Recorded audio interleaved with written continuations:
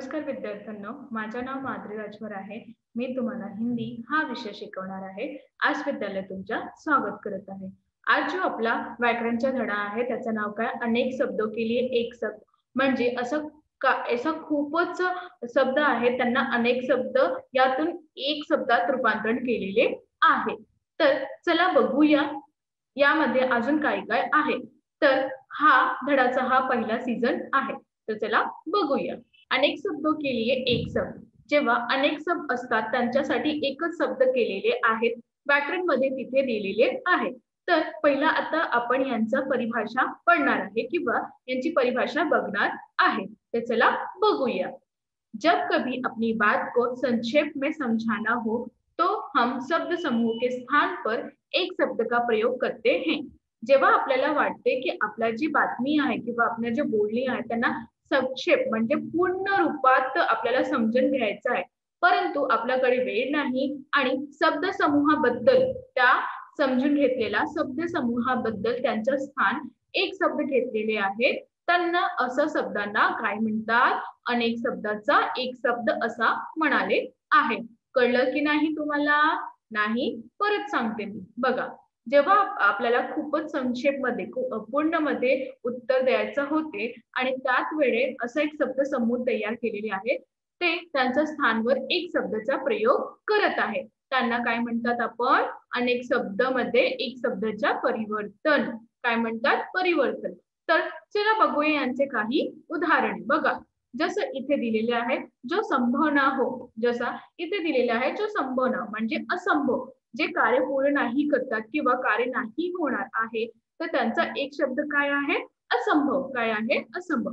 तर याप्रमाणे ही असंही काही इथे संक्षेप मधांचा जे संक्षेप मध्ये तुम्ही ज्या बोलून जात आहे त्यांना शब्द समूह बद्दल एकही शब्दात रूपांतरण केलेले आहे. तर अजून बघूया.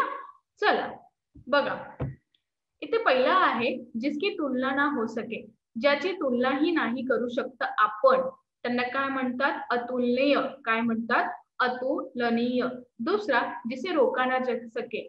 जेव्हा कोणालाही असं रोका नाही जात सके, आपण त्यांना ठरवलंच नाही जा सके, तर त्यांना काय म्हणतात? अदमय. काय म्हणतात? अदमय. तिसरा, जो दिखाई ना दे. जेव्हा कोणी आपल्याला दिसत नाही त्यांना काय म्हणतात? अदृश्य. काय म्हणतात? अदृश्य. चौथा, जिसका समान दूसरा न हो. ज्याच्या समोर किंवा ज्याच्या सोबत कोणीही दुसरा नाही आहे, तर त्यांना काय म्हणतात? अद्वितीय. काय म्हणतात? अद्वितीय. तर पाचवा काय? जिसकी कभी अंत न हो. ज्यांच्या कधीही त्यांचा अंत नाही होणार, तर त्यांना काय म्हणतात? अनंत. काय म्हणतात? अनंत. जिसका कोई ना हो. ज्यांचा कोणीही नाही होतात, तर त्यांना काय म्हणतात आपण? अनाथ. काय म्हणतात? अनाथ. तर तुम्ही कळलं होतं, तुम्हाला समजलं ना? आता यांच्या काही असं प्रश्न आहेत जे आपल्या नाही माहित झालेले आहेत, तर यांना आपण काय म्हणतात? जे अनेका शब्द आहेत त्यांच्यासाठी एक शब्द किंवा एक शब्द समूह घेतलेले आहे आणि ते एक शब्दात दिलेले आहे. कळलं? कळलं की नाही? सांगा लवकर. कळाले तर अजून बघूया. चला बघा, सातवा, जिसका अंग भंग हो गया हो. अपंग. ज्याच्याकडे काही नाही आहे, जसं शरीरात काही अंग नाही आहे, त्यांना काय म्हणतात? अपंग. आता जेव्हा आपण कोणाला असं बघतो की त्याला असं म्हणाल का यांचा अंगभंग नाही आहे, असं म्हणाल नाही, तर त्यांना काय म्हणतात? त्यांना एक शब्द दिलेला आहे. काय म्हणतात? अपंग. काय म्हणतात? अपंग असं म्हणतात. आठवा बघा, जिसका अपमान हुआ हो. ज्यांचा अपमान होलेले आहे. अपमानित. त्यांना काय म्हणतात? अपमानित. आपण असं सांगतो का याची मी अपमान केलेले आहे किंवा यांचा अपमान झालेला आहे असं सांगते का? नाही. तर आपण काय सांगते?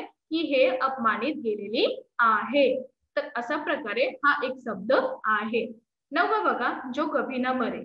जे कधीही मरणार नाही त्यांना काय म्हणतात? अमर. काय म्हणतात? अमर. दहावा आहे, जिसका मूल्य ना आका जा सके. ज्याचं मूल्य नाही आकून जात आहे, त्यांना काय म्हणतात? अमूल्य. काय म्हणतात? अमूल्य असा म्हणतात. अकरावा, जो संभव ना हो.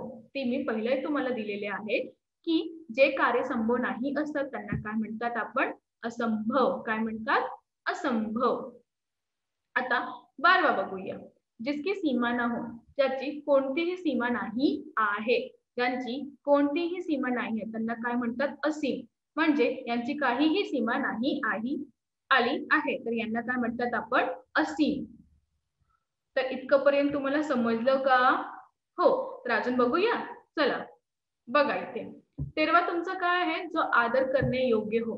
ज्यांची आदर केलेले जाते किंवा आदर करण्याचे योग्य आहेत तर त्यांना काय म्हणतात आपण आदरणीय. काय म्हणतात आदरणीय. तर याप्रमाणे जे लोक येतात किंवा त्यांचा आदर सत्कार करते आपण, जे आदर करण्याचे योग्य आहे त्यांना काय म्हणतात आपण आदरणीय असा म्हणतात. आता इथे बघा 14वा जो ईश्वर को माने. जो ईश्वरचा माने जसं तुम्ही आपण देवाला मानते ना तर त्यांना काय म्हणतात आस्तिक. काय म्हणतात आस्तिक. आणि जे देवाला नाही म्हणतात किंवा ज्याही नाही म्हणतात त्यांना काय म्हणतात नास्तिक. तेव्हा त्यांना काय म्हणतात नास्तिक. 15वा जो ऊंचे कुल में जन्मा हो. जे उच्च म्हणजे उच्च कुलावर जन्मलेला आहे त्यांना काय म्हणतात कुलीन. काय म्हणतात कुलीन. 16वा जन्म से अंधा. ज्या जन्म से अंधा आहे मतलब जे पैदा झालेला आहे त्याचा जन्म झाला त्यातूनही त्यांना डोळे नाही आहेत तर त्यांना काय म्हणतात जन्माद. काय म्हणतात जन्ममाद. तर याबद्दल यांना असे केले बोलले. जसं आता एक उदाहरण देऊ की जसं त्यांना डोळे नाही आहे तर आपण म्हणणार का त्यांचा जन्मसिद्ध अधिकारपासून नाही आहे. नाही तर काय एका शब्दात मुले काय म्हणणार की हे जन्माद आहे. म्हणजे जन्म जेव्हा त्यांचा जन्म झालेला आहे तेव्हा त्यांचा डोळे नाही होतो. 17वा जो प्राणी जल में रहे. जे प्राणी जलाशयामध्ये राहतात त्यांना काय बोलतात जलचर. काय म्हणतात जलचर. आता तुमच्याकडे एक प्रश्न येणार की जो पाणी में नाही राहणार असा होता जे प्राणी जलचर मध्ये नाही राहणार असं होणार. तर याचं उत्तर काय आहे जलचर. 18वा जो प्राणी भूमी पर रहे. जे प्राणी भूमीवर राहत आहेत त्यांना काय म्हणतात थलचर. काय म्हणतात थलचर असा म्हणतात. कळलं? हो. अजून बघूया. कळतं ना तुम्हाला की मी काय बोलते आणि काय प्रश्न आहे तुमच्या समोर आणि यांचं काय करायचं आहे. कळतं की नाही तुम्हाला? कळतं ना? हो. तर चला अजून बघूया. बघा 19वा जहा जाना कठीण हो. जिथे आपल्याला जायला खूपच कठीण मार्ग भेटतात त्यांना काय म्हणतात दुर्गम. काय म्हणतात दुर्गम. तर यासाठी काय वापर केलेले आहे यांचा प्रश्न दुर्गम. यांचं उत्तर काय आहे दुर्गम. 20वा जिसका मिलना कठीण हो. ज्याचा मिलना खूपच कठीण आहे त्यांना काय म्हणतात आपण दुर्लभ. काय म्हणतात दुर्लभ असा म्हणतात. कारण की त्यांचा मिलना खूपच कठीण झालेली आहे तर त्यांना आपण काय म्हणतात दुर्लभ असा प्रमाणे यांचा शब्द घेतलेला आहे. 21वा जो दूर की बात सोचे. जेव्हा ते दूरच बसून आणि खूपच विचार करत होतं तर त्यांना काय म्हणतात आपण दूरदर्शी. काय म्हणतात दूरदर्शी म्हणतात. 22वा जिसकी आयु लंबी हो. ज्याची आयु खूपच लांब आहे. जेव्हा आपल्याकडे कोणी ज्योतिषी येतात कोणी बी असं येतात ज्यांना असा हात दाखवते आपण तर ते काय म्हणतात की यांची आयु खूपच आहे. ती खूपच आयु पर्यंत राहणार आहे. तर यांची आयु खूपच लांब पर्यंत आहे. तर त्यांना काय म्हणतात आपण ते दीर्घायू आहे. काय आहे दीर्घायू. म्हणजे यांची जे आयु आहे खूपच लांब पर्यंत आहे. ते हे जास्त जिणार. तर याबद्दल जे शब्द वापर करत जातात आहे त्यांना म्हणतात आपण दीर्घायू. कळलं की नाही तुम्हाला? कळत आहे. चला अजून बघूया. बघा 23वा जो प्राणी आकाश में विचरण करे. जे प्राणी आकाशात राहतो किंवा आकाशात वारात उडतो तर त्यांना काय म्हणतात आपण नभचर. काय म्हणतात नभचर. काय म्हणतात आपण सांगा लवकर नभचर. तर याबद्दल तुमच्या समोर खूपच वेगवेगळ्या प्रश्न मी तुम्हाला दिलेले आहे आणि काही असं पण शब्द दिलेले की ज्यांचा अर्थ आपल्याला माहित नव्हता आणि आता माहित झालेला असा पण प्रश्न आलेला आहे ना तुमच्या समोर. सांगा लवकर. हो. तर याप्रमाणे असा अजून काही शब्द आहे ज्यांचा अर्थ असं प्रमाणे होते आणि त्यांचा वापर आपण असं मुलेही करतात. जेव्हा आपण त्यांचा वापर नाही करणार किंवा नाही होणार तर याचा शब्द काय होणार की आपल्याला नाही माहित जाणार आहे. तर याबद्दल तुम्ही कसा करूया यांचा प्रयोग असा ठिकाणी असाही प्रकारे करूया. यांचा अर्थ असा आहे. कळलं? हो. तर अजून बघूया. चला आता बघा इथे जो ईश्वर को ना माने. मी म्हणाले आहेत की जेव्हा जो ईश्वरला नाही मानत आहे किंवा त्यांचा मान्य नाही करत आहे किंवा त्यांची पूजा अर्चना हे सगळे नाही करतात त्यांना काय म्हणतात आपण नास्तिक. काय म्हणतात नास्तिक. उदाहरण तुम्ही एकदा मूवी मध्ये बघितलं आहे किंवा चित्रकार मध्ये बघितलं आहे. मला ते चित्रकारचं नाव आठवण नाही येतात, नाहीतर मी तुम्हाला सांगणार. तर याचा अर्थ असा आहे की त्यामध्ये तुम्ही पाहणार की हा नास्तिक कोणाला म्हटले आहे. जे लोक भगवान किंवा ईश्वराला नाही म्हणत किंवा ईश्वराची पूजा नाही करतात त्यांना म्हणता आपण नास्तिक. कळलं? हो. तर अजून पाहूया. चला. आता बघा, 25 जो दूसरों की निंदा करे. आता आपल्या समोर खूपच लोक असं असतात, ते एकमेकाशी बोलतात आणि त्यांची बातमी त्यांना लोकांना कळतं की हे असं आहे, ते तसं आहे, तिने असं बोललं मला, तिने असं कार्य केले मला, तिने हा सोडले, तिने असं केले. तर याप्रमाणे असं जे लोक असतात ना, त्यांना काय म्हणतात आपण निंदक म्हणतात. का?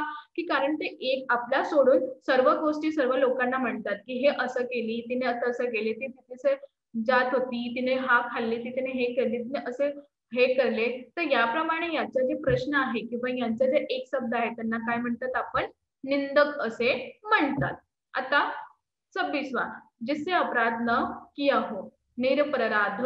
निरपराध मतलब त्याने अपराध म्हणजे त्याने काही चोरी केलेली नाही, त्याने काही करलेले नाही, त्याने काही चोरून नाही आणले आहे, तर त्यांना काय म्हणतात निरपराध. म्हणजे याने काहीही केली नाही आहे, तर त्यांना जिन्सने अपराध नाही केला, ज्यांनी कोणीही अपराध नाही केलेले आहे त्यांना आपण म्हणतात निरपराध. काय म्हणतात? निरपराध असं म्हणतात. कळलं? हो. तर अजून बघूया. चला. आता बघा इथे 27वां, जिसका कोई आकार ना हो, ज्याचा काहीही आकार नाही होणार. म्हणजे ज्याचा काही आकार नाही, जसं की तुम्ही पाणीचा आकार आहे का नाही, वाऱ्याचा आकार आहे का नाही. म्हणजे आपण कोणत्याही वस्तू खाते त्याचा पण आकार असतं. तर यांच्याकडे असा प्रश्न आहे की ज्यांचा कोणीही आकार नाही. जसं तुमचं वही आहे, तुमचे पुस्तक आहे, तुमचं पेन आहे, तुमचं पेन्सिल आहे. तर याबद्दल तुम्हाला माहित आहे की यांचा काही आकार आहे. आपल्या समोर आहे, बुकचा आहे, दफ्तरचा आहे, सगळंच आहे. पण ज्यांचा काहीही आकार नाही किंवा कोणताही आकार नाही होतो त्यांना आपण काय म्हणतात निराकार. काय म्हणतात आपण? निराकार. कारण की त्यांचा काहीही उपयोग नाही किंवा त्यांचा काहीही आकार नाही, आपल्या सोबत त्यांचा काहीही आकार नाही, त्यांना आपण म्हणतात निराकार. काय म्हणतात? निराकार. आता इथे बघा 28वां, जिसका कोई आधार ना हो, ज्यांचा काहीही आधार नाही.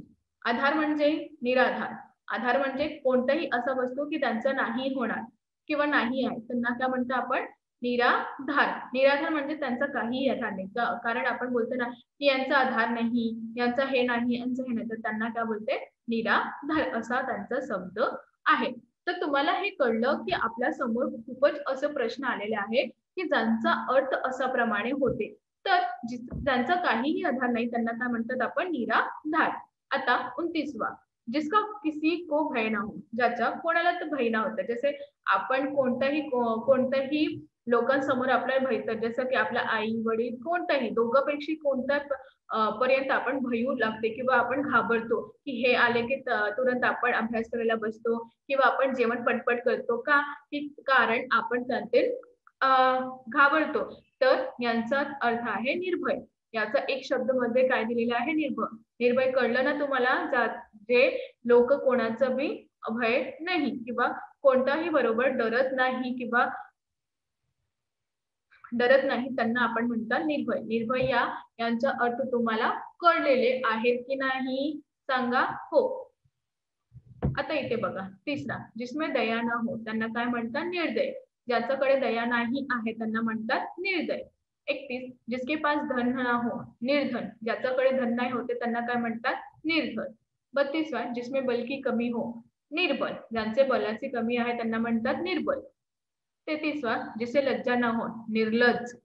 34वां, जिसमें कोई दोष ना हो, निर्दोष. 35वां, जिसका कोई संतान ना हो, निसंतान. काय म्हणतात त्यांना निसंतान असं पण म्हणतात. आता इथे बघा, जिसमें कपट ना हो, निष्कपट. ज्याच्याकडे कपट नाही येणार त्यांना काय म्हणतात निष्कपट. 37वां, जिसमें रस ना हो, नीरस. ज्याच्याकडे रस नाही होत त्यांना काय म्हणतात नीरस. 38वां, विदेश में प्रवास करने वाला, प्रवासी.